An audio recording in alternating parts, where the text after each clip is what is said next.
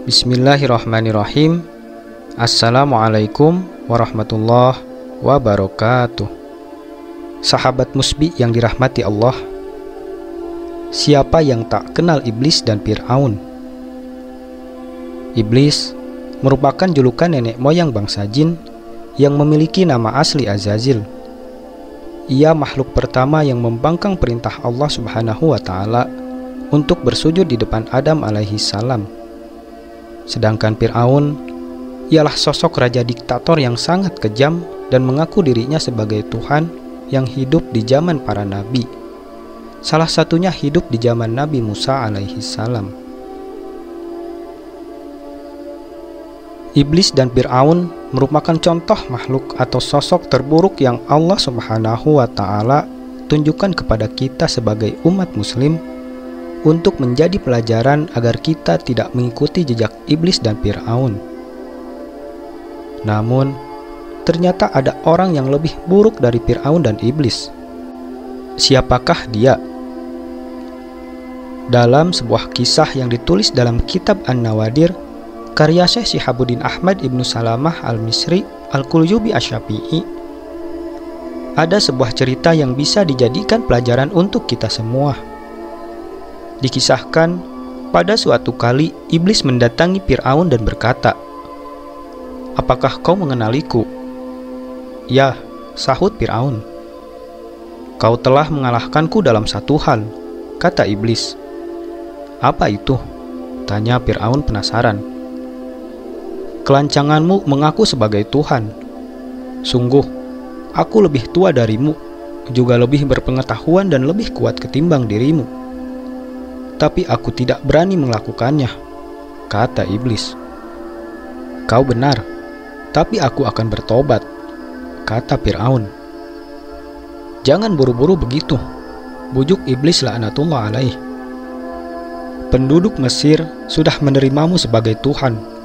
Jika kau bertaubat, mereka akan meninggalkanmu, merangkul musuh-musuhmu, dan menghancurkan kekuasaanmu hingga kau tersungkur dalam kehinaan," kata iblis. "Kau benar," jawab Fir'aun.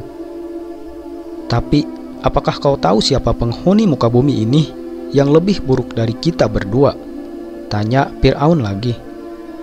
"Ya, orang yang tidak mau menerima permintaan maaf orang lain, ia lebih buruk dariku dan darimu," jawab iblis pada Fir'aun.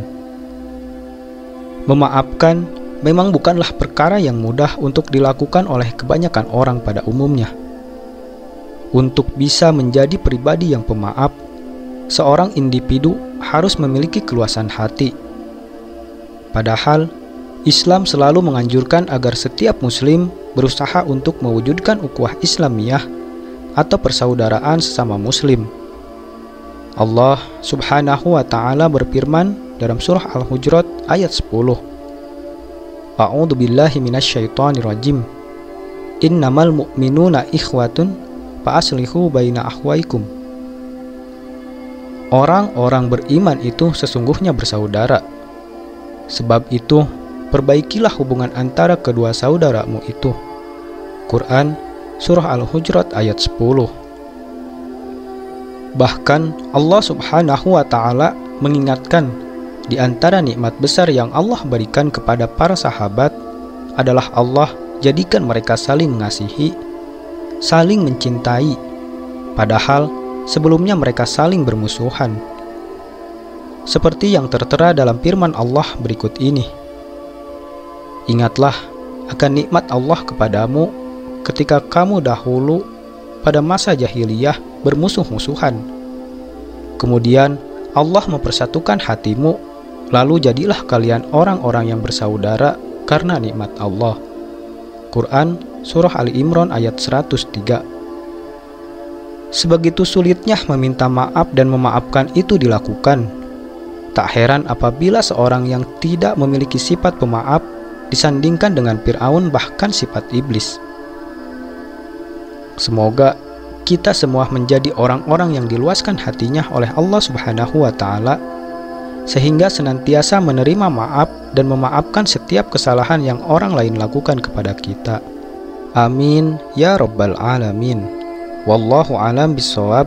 Wassalamualaikum warahmatullahi wabarakatuh.